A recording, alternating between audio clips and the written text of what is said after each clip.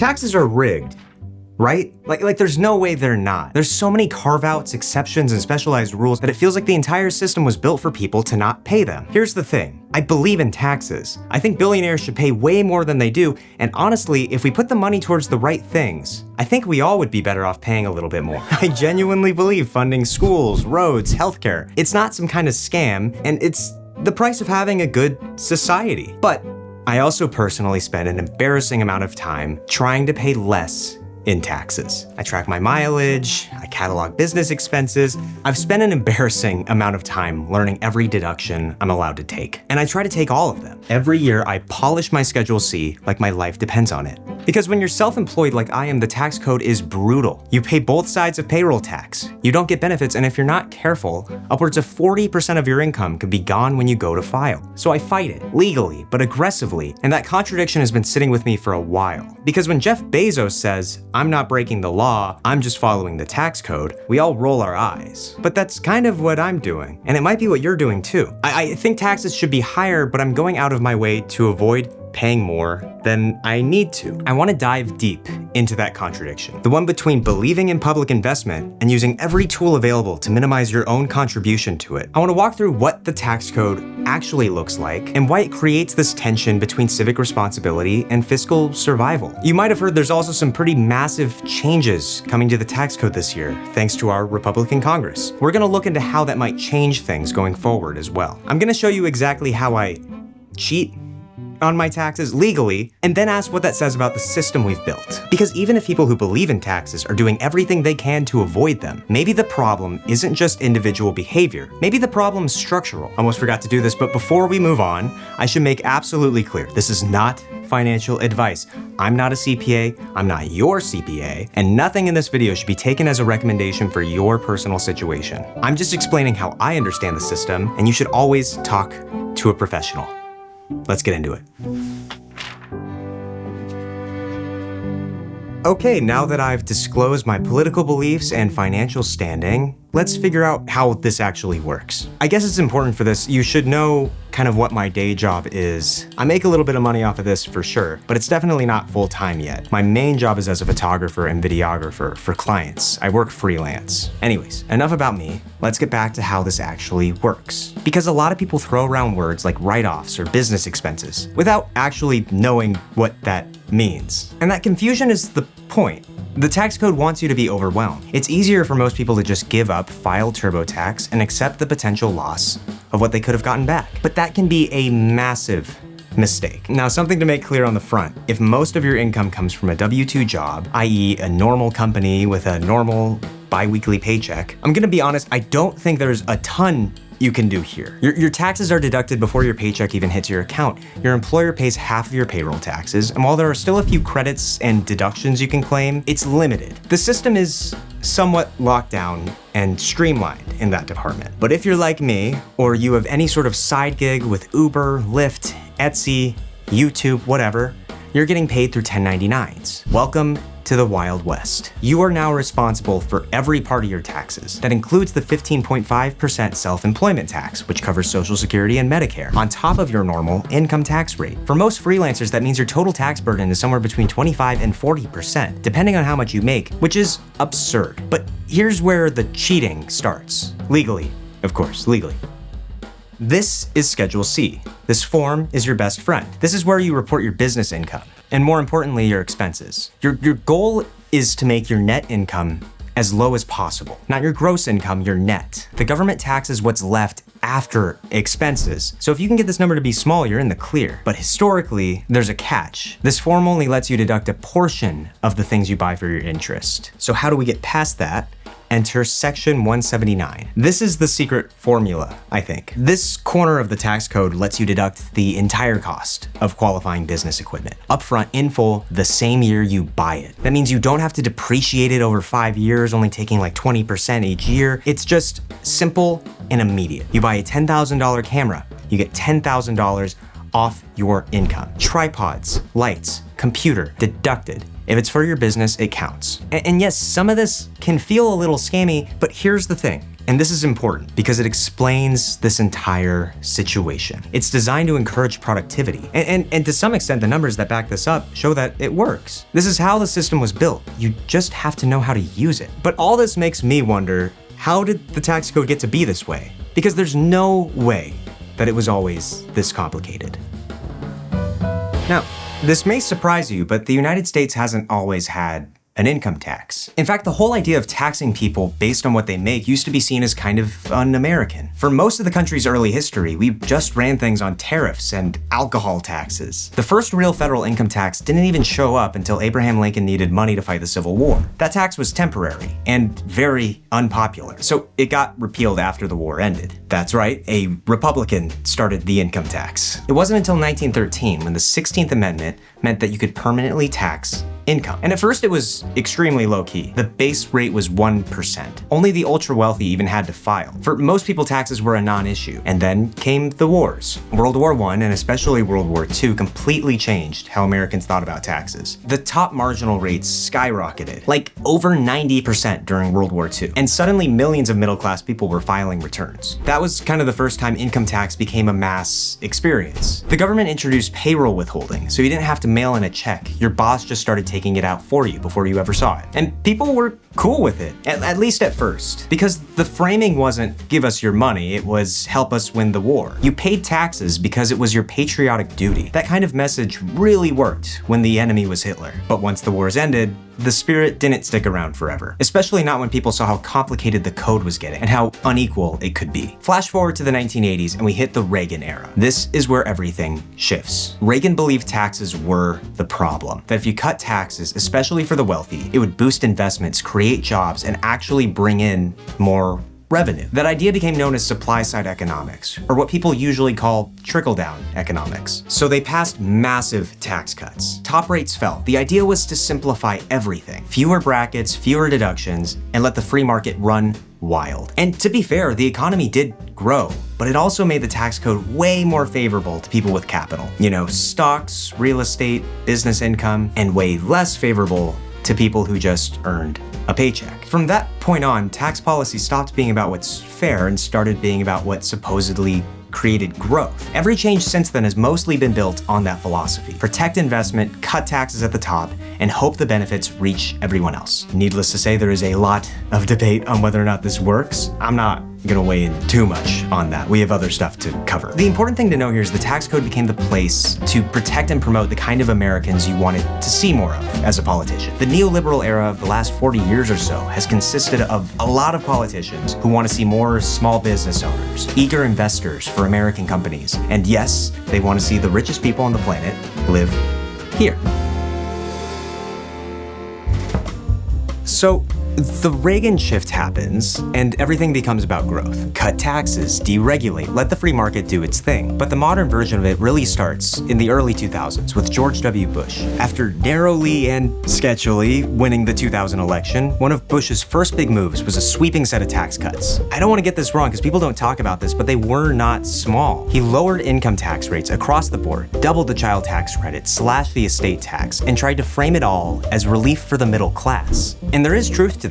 It did help families, but there were tangible benefits that skewed upwards. Wealthy people got much larger tax savings. Investors saw lower capital gains and dividend taxes, and suddenly the national surplus from the last few years was turning into a deficit. We were spending more than what we were taking in, and that's because we were cutting taxes while also starting 2 wars. It doesn't take a CPA to know the math doesn't add up. So Obama comes in afterwards during a financial crisis. And as a bit of a surprise, he keeps most of the Bush tax cuts in place, at least temporarily, to avoid more economic damage. Eventually, he lets the top-end tax rates go back up, but only for very high-income earners. Most of the Bush-era tax cuts stay in place for the rest of Obama's term. And then we get to 2017. Trump's big legislative win, the Tax Cuts and Jobs Act, is the most significant overhaul of the tax code in decades. On the corporate side, it slashed the tax rate from 35 to 21%. That's permanent. That's the part you've probably heard a lot about on the news. Big corporations saving billions, stock buybacks going wild, CEOs high-fiving each other on private jets, all that. But it gets a lot more complicated on the individual side. The bill lowered tax rates for most brackets,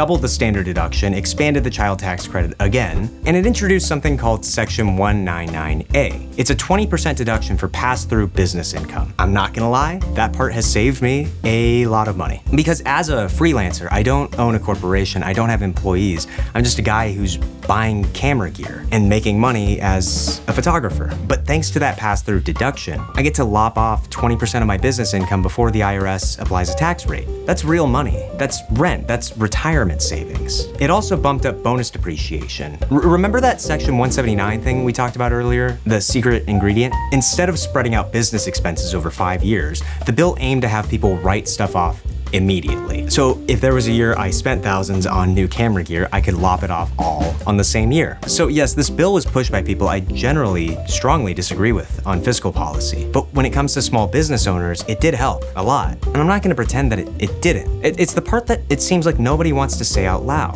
That some of the same bill that screwed over working people and ballooned the deficit also helps people who do the kind of work that I do get by. And it's not just about me, it's the duality. I can disagree with almost everything about these tax cuts. The estate tax should be significantly higher. The SALT deductions are a joke. Look up that one if you're interested in learning some more about tax policy. And corporations should be paying significantly more. Yet I still realize that certain parts of the tax bill are genuinely useful to someone trying to build something on their own. So I want to look at what's next in the proposed 2025 bill, the big, beautiful bill. I want to know if it keeps the parts that helped, or if it's just going to start leaving more people behind.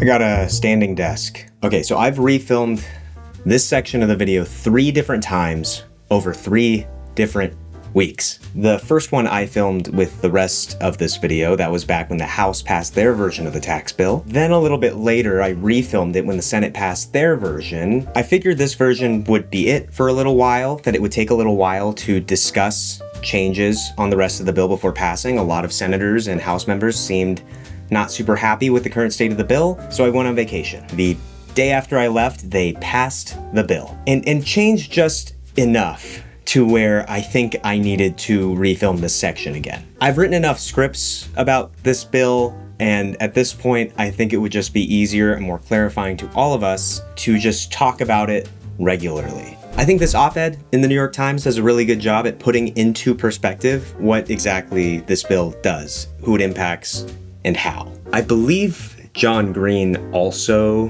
did a similar thing, maybe with this same article. It might have been this exact same article, I'm not gonna lie. But it's been a few weeks at this point. You probably want a refresh. Okay, so I think the good thing that this article does is it uses a lot of graphs to show off where this bill falls in line with other big budget bills from other recent presidents and where it stands out and what is so different about it. Because sometimes it's hard to tell. So let's just get right into it. This first graph, you're gonna notice a lot of this has to do with the deficit. We're gonna get into that in just a second, but this chart does a good job showing exactly where the deficit is growing and what it's growing for. So the first thing and the biggest thing is making the last tax cuts permanent. It's funny because it's the biggest piece of this bill and it's the hardest to kind of argue against or to find sort of the combative pieces of it, right? Because for the most part, a lot of people saw their taxes go down with the 2017 tax cuts. And this basically signals to them that that's going to stay the same. So is it really an increase to the deficit? I would argue yes. I would argue you have to talk about it as an increase to the deficit. Now, what's the reason for that? The reason for that is because they're not cutting spending. And the reason a lot of these credits expired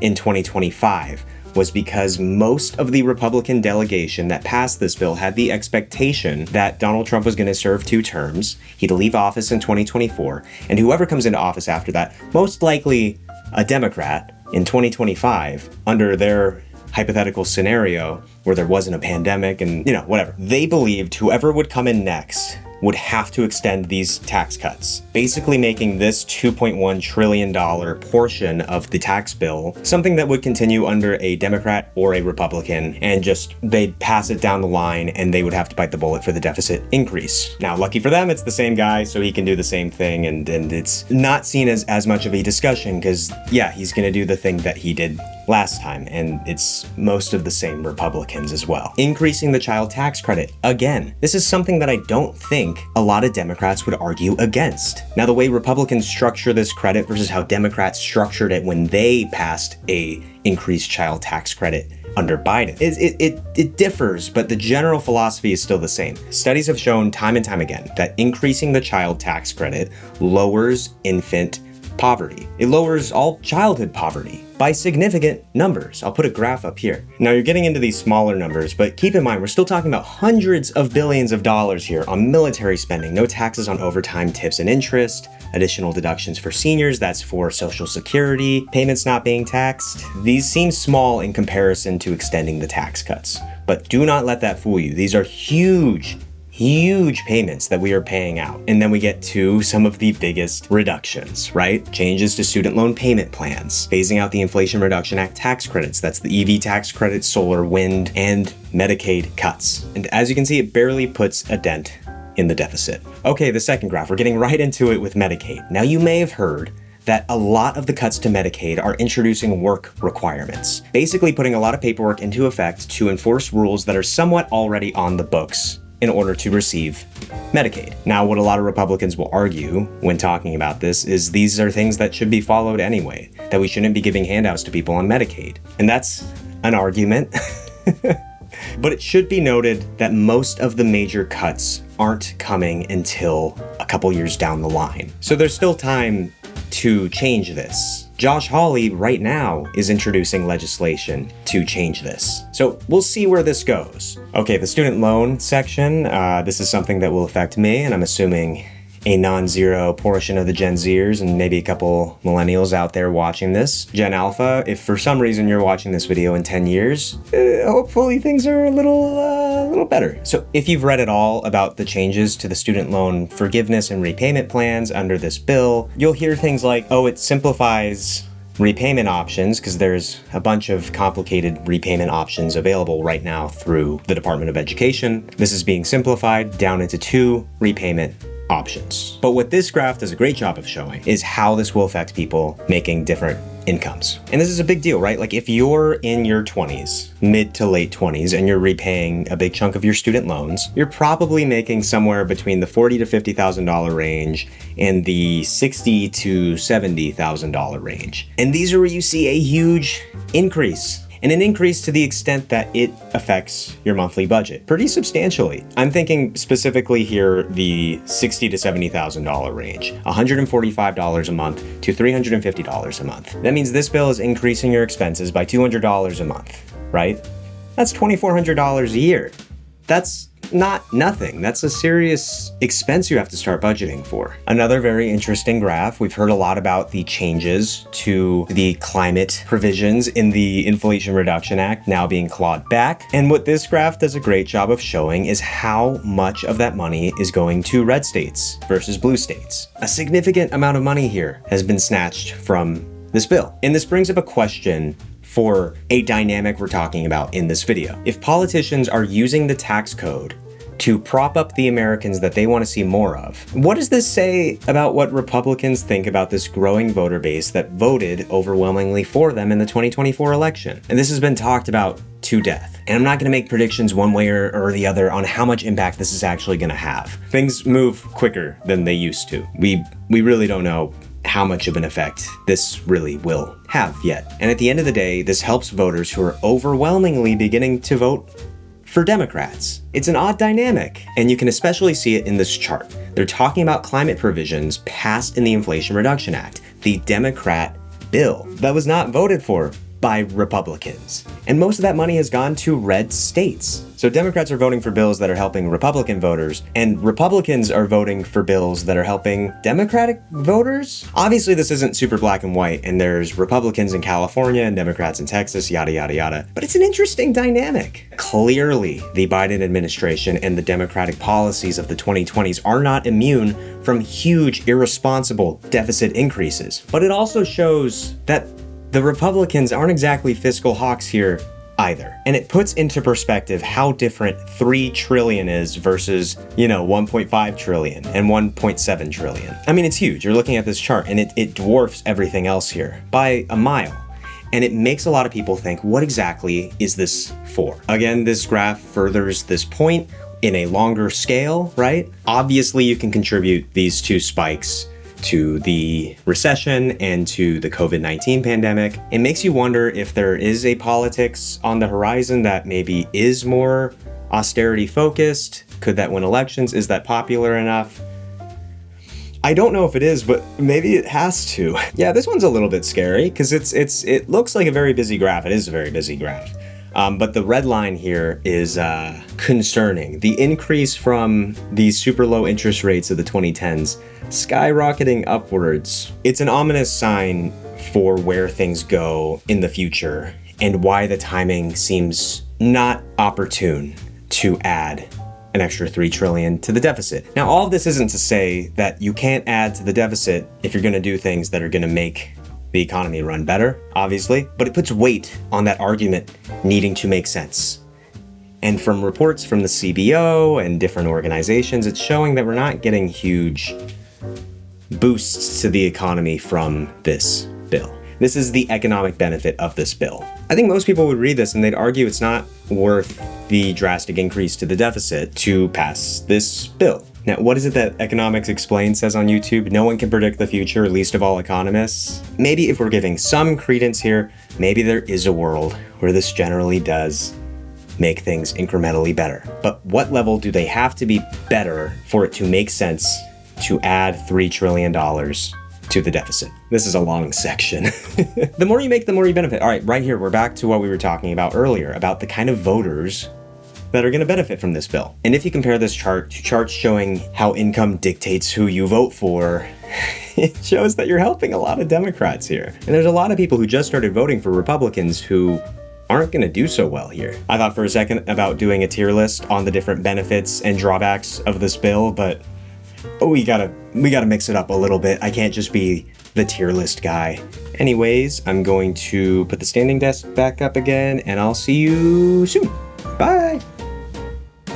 So, should you cheat on your taxes? Yeah, honestly, yes. Legally, ethically, to the fullest extent of the code, you should. And the system rewards people who know how to use it. Not using the tax code is like trying to lose money on principle. And I don't think that makes you noble. But that doesn't mean you shouldn't care. I still think the rich should pay more. I still think we need a better, fairer tax system. I just think blaming individuals, whether it's a billionaire in a rocket ship or a photographer with a mileage log, misses the point. The code is written this way. And if we want that to change, we need to stop pretending that this is about personal integrity and start getting serious about policy. Because the real fix isn't guilt, it's literacy. Learn the system, use the system, and then ask, what would it look like if this was actually fair? What would we keep? What would we change? Be specific. Don't just say tax the rich, say which taxes. Say which credits you want to expand. Say what kind of economy you want to build. Because until that happens, the people who already know how the system works are going to keep winning. So